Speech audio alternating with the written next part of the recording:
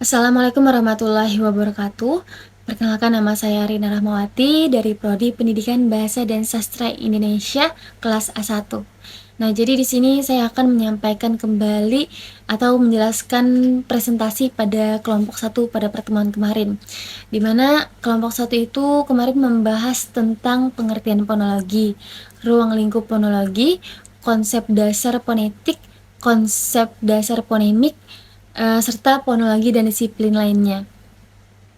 Baik, langsung saja ke pengertian fonologi. Nah, jadi pengertian fonologi ini adalah ilmu yang mempelajari bunyi bahasa. Nah, dari bunyi bahasa tersebut bisa membentuk suku kata. Dari suku kata bisa membentuk kata, dari kata bisa membentuk frasa, dari frasa membentuk klausa, dari klausa membentuk kalimat, dari kalimat membentuk wacana. Nah, adapun fonologi lazim diartikan sebagai bagian dari kajian linguistik yang mempelajari, membahas, membicarakan, dan menganalisis bunyi-bunyi bahasa yang diproduksi oleh alat ucap manusia. Nah, selain itu ada lagi nih pengertian fonologi. Itu ada fonologi umum, fonologi khusus, dan fonologi bahasa Indonesia.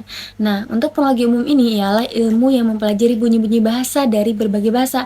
Nah, fonologi umum ini merupakan ilmu yang membicarakan masalah-masalah bunyi bahasa secara umum, tanpa memperhatikan apakah bunyi bahasa yang dibicarakan itu terdapat dalam satu bahasa tertentu atau tidak. Nah, untuk fonologi khusus nih, itu tuh ilmu yang mempelajari bunyi-bunyi yang terdapat dalam satu bahasa tertentu. Misalnya bahasa Batak, Jawa, Melayu, dan banyak lagi. Nah, untuk fonologi bahasa Indonesia itu tuh membicarakan tentang bunyi yang terdapat dalam bahasa Indonesia dan menemukan sistem fonemnya. Nah, bahasa Indonesia ini memiliki banyak variasi bunyi bahasa karena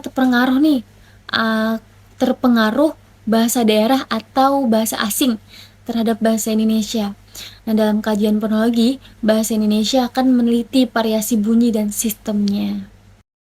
Nah, adapun ruang lingkup fonologi. Nah, dalam kajian ilmu fonologi dapat dibagi menjadi dua, yaitu kajian bidang fonetik dan kajian bidang fonemik. Nah, fonetik ini turunannya itu dengan fon, sedangkan fonemik turunannya dengan fonem. Nah, untuk konsep dasar fonetik, nah jadi fonetik ini adalah bidang fonologi yang mempelajari tentang bunyi yang diucapkan dan dihasilkan oleh alat ucap tanpa memperhatikan apakah bunyi itu memiliki fungsi sebagai pembeda makna tersebut gitu. Nah, fonetik ini merupakan bidang yang menjelaskan jumlah bunyi bahasa yang terdapat dalam bahasa yang diteliti. Nah, jadi untuk fon itu adalah bunyi. Karena dia bunyi, jadi dia tidak memperhatikan hal lainnya. Cukup bunyi vokal, terus konsonan, bunyi diptong, dan klaster. Nah, di sini saya akan sedikit menjelaskan tentang apa itu vokal, apa itu konsonan, diptong, dan klaster. Nah, jadi vokal itu adalah huruf hidup, suara di dalam bahasa lisan yang diciri khaskan dengan pita suara yang terbuka, sehingga tidak ada tekanan udara yang terkumpul di atas gelatis. Contohnya nih seperti A, I, U, E, O gitu. Nah, sedangkan pengertian konsonan ini adalah bunyi bahasa yang dihasilkan dengan menghambat aliran udara pada salah satu tempat di saluran suara di atas gelatis gitu.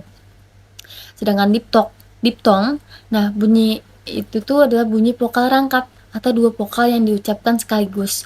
Contohnya nih kata harimau, ada diptongnya di bagian akhirnya yaitu mau.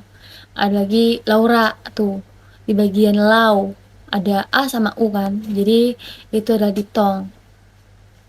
Nah, adapun konsonan rangkap nih atau cluster, itu tuh adalah gabungan dua huruf konsonan di dalam satu kata, seperti kata KH, NG, NY, dan SY gitu. Contohnya kritik, psikologi, dan lain-lainnya gitu. Nah, adapun konsep dasar fonemik nih. Nah, jadi fonemik ini adalah bidang dari fonologi yang menganalisis bunyi-bunyi yang merupakan pembeda makna dari bahasa yang dihasilkan bunyi-bunyi tersebut gitu. Secara fonemik itu adalah untuk menghasilkan sistem ejaan yang digunakan dalam bahasa yang bersangkutan. Nah, hal tersebut adalah konsep-konsepnya. Nah, lanjut pada fonologi dan disiplin lainnya. Jadi, fonologi ini memiliki beberapa kegunaan pada bidang ilmu disiplin lainnya atau saling berkaitan nih. Nah, itu yang pertama dalam bidang morfologi.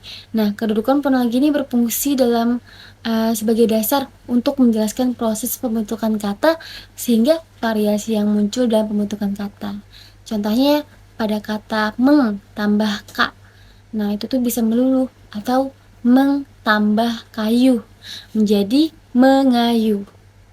Nah, adapun yang kedua dalam bidang sintaksis. Nah, kedudukan fonologi berfungsi untuk membedakan makna kalimat dari segi jeda, tekanan, dan intonasi. Hal ini disebabkan permasalahan bunyi-bunyi suprasegmental, seperti intonasi, jeda, nada, tekanan, dan panjang bunyi merupakan bagian dari kajian fonologi. Yang ketiga nih dalam bidang semantik. Nah, jadi kedudukan fonologi ini berfungsi untuk membedakan kapan sebuah variasi bunyi dapat digunakan. Nah, yang keempat nih dalam bidang leksikografi atau penyusunan kamus. Nah, kedudukan fonologi ini berfungsi sebagai cara-cara pengucapan atau pengujaran yang khas suatu kata dan variasi pengucapannya yang dideskripsikan melalui transkripsi fonetis. Nah, tanpa transkripsi fonetisnya. Nah, selanjutnya ada nomor 5 nih dalam bidang dialektologi. Nah, kedudukan fonologi berfungsi sebagai salah satu data yang dijadikan dasar penghitungan untuk menentukan status dialek dan pemetaannya. Selanjutnya dalam bidang pembelajaran nih dan pengajaran. Kedudukan fonologi ini sebagai dasar untuk melatihkan bunyi-bunyi bahasa terutama dalam pembelajaran bahasa kedua dan bahasa asing gitu.